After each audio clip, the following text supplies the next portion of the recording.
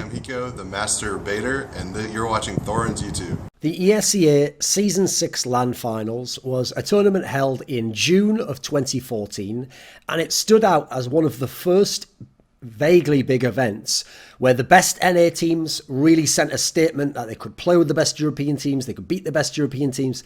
This was an event won by iBUYPOWER, so Dazed, Skadoodle, Swag, and AZK, and they had won the previous ESEA season as well, where they'd actually beaten Titan, the world's #1 ranked team.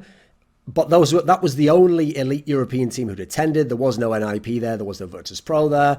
There was no Na'Vi there. And the circumstances of how they won that final had kind of like a little bit of a limiting effect on the hype of the win, because they themselves had bombed out the major beforehand, DreamHack Winter, so they were not considered any threat to a team like Titan. They came in and they actually lost to Titan in the upper bracket. Titan got all the way to the grand final. The format of it being double and best of three meant that actually iBUYPOWER needed to win 2 whole best of threes. The first one was very, very close. And as I've related many times, someone at the event told me that actually not all the Titan players looked like they were fully engaged and treating it like a serious match. Like the story I heard was that Shox had like headphones in and was listening to music during the first one and kind of fucking around a little bit. So when they then won that tournament, because it was only Titan, because they'd done so in this particular fashion, actually in history, NA teams bizarrely used to match up reasonably well with Very Games Titan, despite the fact Very Games was one of the best teams in the world. It was teams like NIP, it was Virtus.pro who these teams couldn't beat. So then you have to consider the lineup for that season 15 finals was different, because that was back when iBUYPOWER still had a Dren and they had Anger still. Now, by the time you get to season 16, they've swapped for Swag from Complexity. They've got Steel coming into the lineup. They'd bombed out on the major before as well, EMS on Katowice a few months before. But the key thing about winning this event is, no matter what you say about the matchups and all it being an NA, this was an event with some pretty legit teams, but some context needs to be added. So this is an event that had Ninjas in Pajamas, Virtus.pro, Natus Vincer. Now, Virtus.pro had won the major a few months earlier in incredibly dominant fashion, come second at Copenhagen Games. I think they were top 4 maybe. No, they weren't top 4. They were top 8 at DreamHack Summer, I think. I think they were 4th place maybe at the Star Series Season 9. So, you know, some top placings, still a very, very dangerous team. The problem is there was a caveat for this event, which is that Snacks arrived to the tournament late. He still made it. They delayed their games. But I believe he had some sort of family emergency or something. So he actually played fairly well, but fair enough. Maybe that was a little bit of a limiting factor.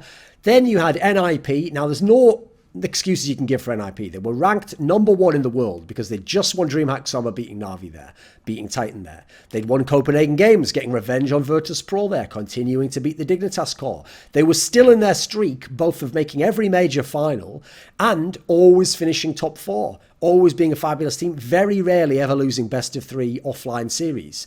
Na'Vi, on the other hand, they had the most excuses of all, because this was the Na'Vi that they didn't have Flamey in the squad.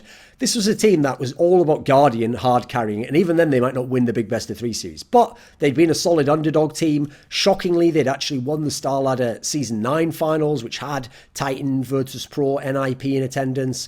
They'd made the final of DreamHack Summer 2014 just before this ESEA. The problem is, Edward, who actually was one of the better fraggers in the team at this point in time, he was more on the star end of the equation, had to miss the tournament due to a visa issue, and Senya, their old player from early in CSGO, and obviously their famous lineup from 1.6, stood in, and he was a streamer at the time, and he wasn't in very good shape.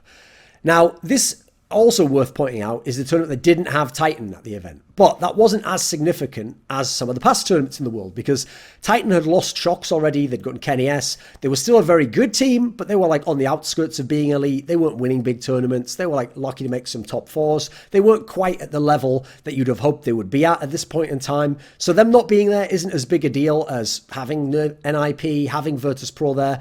The problem is, there is still an aspect which downplays iBUYPOWER's accomplishment, which is even though they won a tournament with all these teams in the field, they didn't play NIP, they didn't play Na'Vi, they beat Virtus.pro in the upper bracket semi-final, but unfortunately the deciding map was on Season, which was a map most famously NA teams played because it was an ESEA map. Now, it was a map that Virtus.pro played. They played it in the FACEIC League in Europe and in ESEA, and it was a map that they'd won on in Europe, but playing season, not really a European map, not a traditional map in the map pool, and it being a 16-14 to the guys from iBUYPOWER, it added a little bit of an asterisk to this result.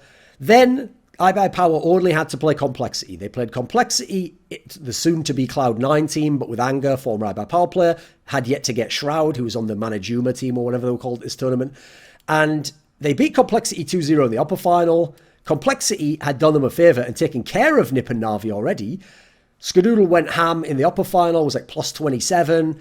They played Complexity again in the grand final after Complexity came from the lower bracket. Again, it was a 2-0. iBUYPOWER famously, when they would play against the Complexity teams, had an edge in that matchup, even though internationally, the Complexity/Cloud9 teams tended to perform better.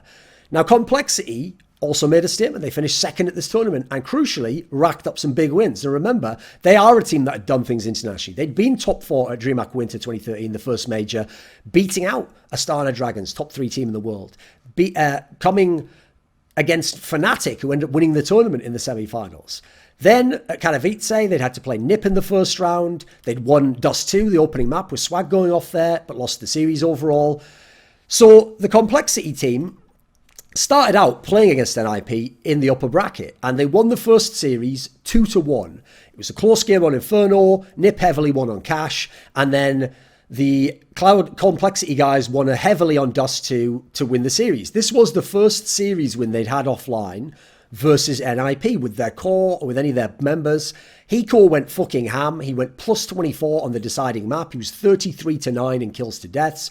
He was a top player at the time, even internationally, and arguably the best player in Complexity. Next up, they had to play Na'Vi, who admittedly had Senya instead of Edward. They 2-0'd this season, 16-14 on Dust 2, series rather, 16-10 on Inferno. Nothing went plus 20. Hiko went plus 18. Nothing, by the way, went God mode at this LAN. And actually, this is one of the LANs where he was somewhat underwhelming internationally usually, and I think this really bought him some time in the lineup and made people still hold out hope he could be a star like he was at times in 1.6. The notable aspect here on the Na'Vi side is that Stand and Senya went minus 23 over this series. Now, in the lower bracket, after they'd lost to iBUYPOWER, Complexity played Virtus.pro, because Virtus.pro had taken care of NIP, of Na'Vi, so they played Virtus.pro to decide who went to the final. It was a close 3-game series. They lost Cash. Virtus.pro was fantastic on Cash at the time. They won Inferno, and they won another season game. Virtus.pro again allowed season as the last map. 16-13, another close loss for Virtus.pro. Now, this was another series in which nothing went God mode. He was plus 43 for the series. He was plus 20 on the deciding season, which was already a close map, and so he helped the team through to the final. Now, behind Complexity, as I just mentioned, was Virtus.pro. They started out beating Netcode Guides. They lost to iBUYPOWER in 3 maps. They then beat Nip in 3 maps. They won Inferno narrowly. They lost Train fairly close, and they won Cash heavily.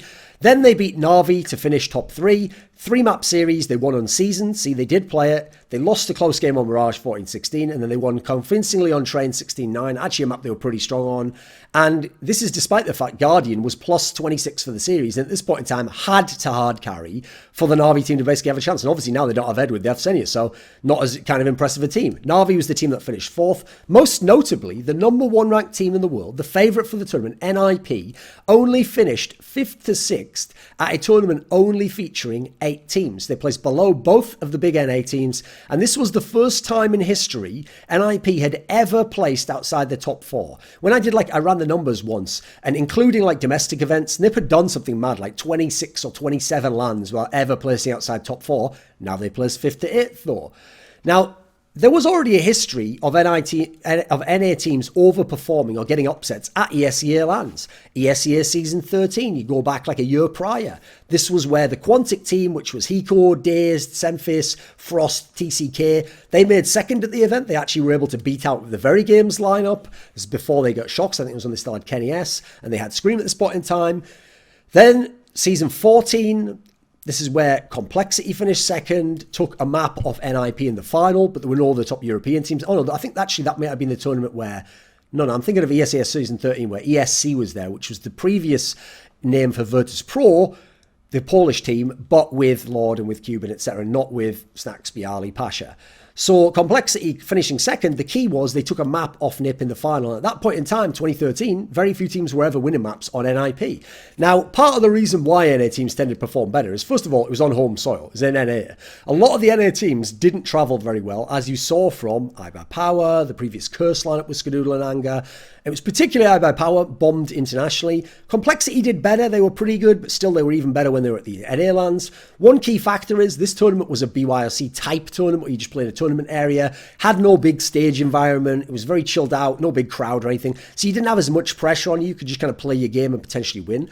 Now, what's notable is not only was this a big statement from the NA teams, but both of these top NA teams would go on to make bigger statements internationally, because Cloud9 got Shroud in. He had a particularly good ESL1 Cologne. Hiko was on fire. That was where they made it to the round of 8. They played NIP. They lost that epic 16-14 or 16-13 on Cobblestone in the decider. They'd already beaten Dignitas and Titan in best of one, so they looked like they could go deep in this tournament. iBUYPOWER bombed that major as well, but went to face it and then finished like top 8 to Navi at ESWC. But then later in that year, I think like October or so, they played at the Face It Season 2 Finals, and this was the one where they beat the French shuffled LDLC with Shocks and NBK and Happy. They beat them in an epic, I think it was 2-0 series in the semis. Obviously that one where Days dropped 50 on Inferno. Then they went to the final. They took the Fnatic guys to 4 maps at a time where Fnatic was rarely losing maps. Fnatic had the godlike CT sides. Famously, the last map was that Nuke game where it was like a 16-14 and Skadoodle blew the call for lower.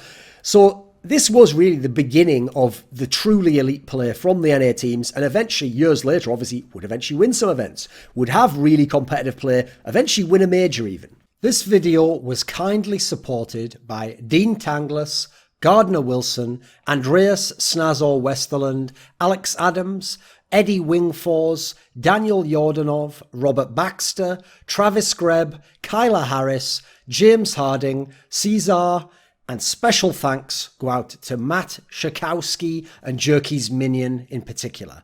Want teasers for my upcoming content? How about asking me a question for my monthly AMA? Do you want to take part in a discussion about esports with me? How about suggesting a topic or a guest for my content? Put your money where your mouth is and join the Scrilluminati today.